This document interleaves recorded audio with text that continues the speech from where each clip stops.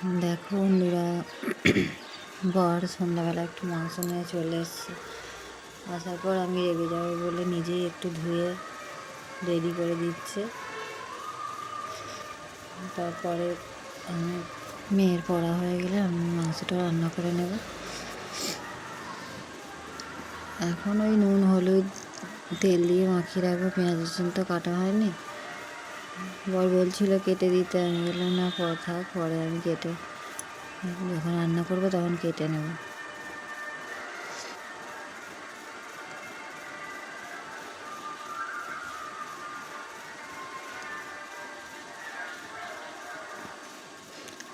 সবাই তো মাংস রান্না একটা কমন ব্যাপার, সবাই জানে, কিন্তু সবার পদ্ধতিগুলো একটু আলাদা, কারো শর্টকাট।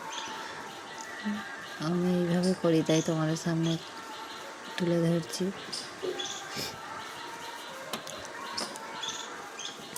কড়াইয়ে তেল দিয়ে দিলাম, এবার গোটা গরম মশলা দিয়ে দেবো। গোটা গরম মশলার মধ্যে আমি এলাচটাই পছন্দ করি, আর একটা শুকনো লঙ্কা দিয়ে দেবো, তেজপাতা।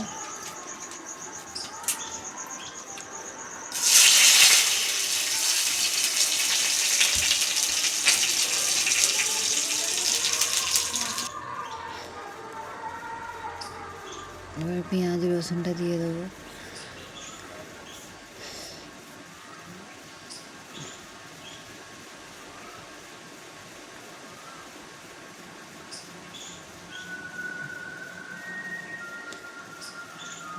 পেঁয়াজ রসুনটা হালকা ভাজা হয়ে গেলে টমেটো, আদা আর বাদ বাকি যেগুলো আছে দিয়ে দেবো।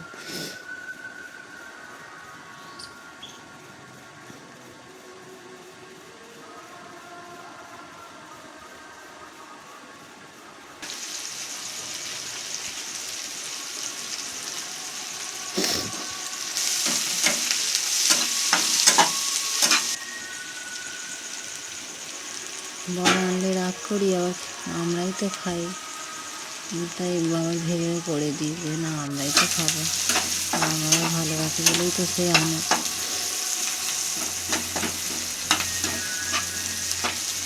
তোমাদের কার কার বাড়িতে সন্ধ্যাবেলা মাংস নিয়ে আসা হয় আর পরিস্থিতিটা কেমন হয়ে দাঁড়ায় একটু জানিও। টমেটোটা অল্প আদা দিয়ে দেবো, অল্প আদা বলে মোটামুটি দেবো। আমি আদাটা কম দিই, ভালো লাগে না বেশি আদা, আমার ভালো লাগে না।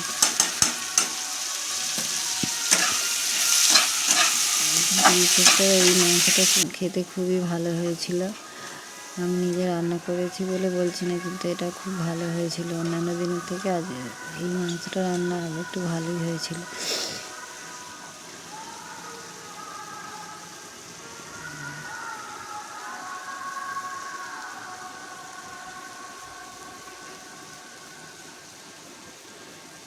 মাংসে হলুদ দেওয়া আছে, আর একটু লাগবে বলে আমি দিয়ে দিলাম।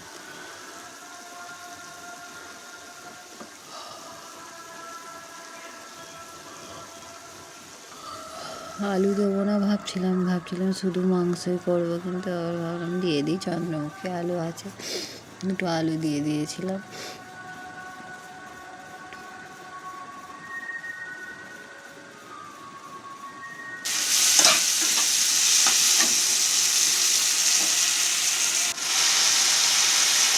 এখন মশলা থেকে তেল ছেড়ে এসছে, এবার মাংসটা দিয়ে দেবো।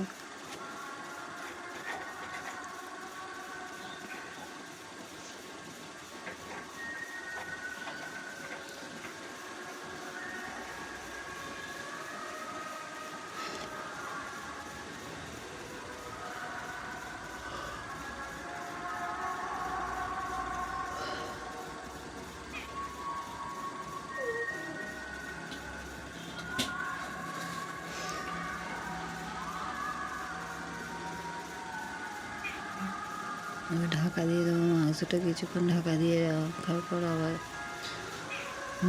নেড়ে দেবো। ঢাকা দিয়ে দিলাম, দেখুন কিছুক্ষণ পর আবার ঢাকনা তুলে নেড়ে নিলাম। ধরে যাচ্ছিলো মাংসের নিচে, আর একটু ঢাকা দিয়ে দেবো, তারপরে জল দিয়ে দেবো।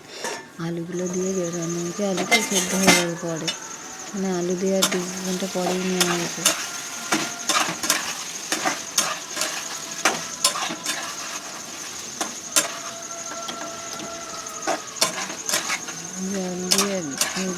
কষা হয়ে গেছে। আলুটা দিয়ে এবার গরম জল রেখেছিলাম, জল সেই গরম জলটা দিয়ে দেবো। আর একটু ঢাকা দিয়ে থাকা, আলুটাও একটু কষা হয়ে যাবে।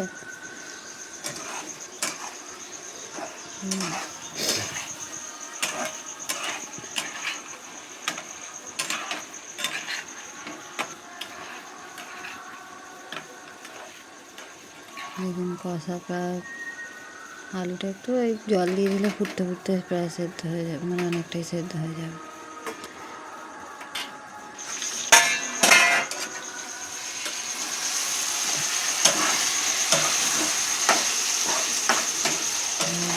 গরম জলটা দিয়ে দেবো, আমি মশলার বাটিটাতেই জলটা গরম করে নিয়েছিলাম, সেই জলটাই দিয়ে দেবো।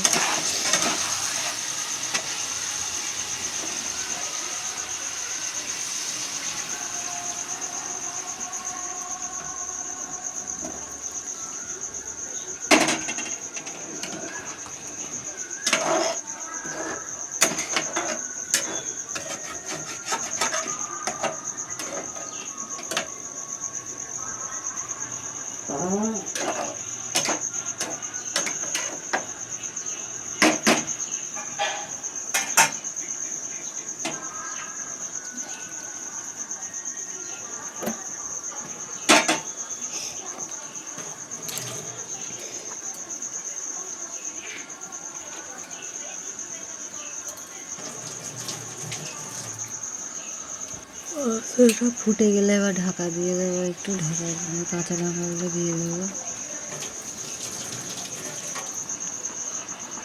আমরা গুঁড়ো লঙ্কা ব্যবহার করি না, কাঁচা লঙ্কাতেই দিয়েছি, কাঁচা লঙ্কা আর গোলমরিচ।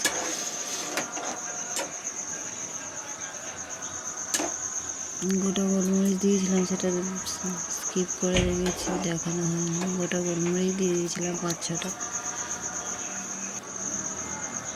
দেখুন মাংস হয়ে গেছে।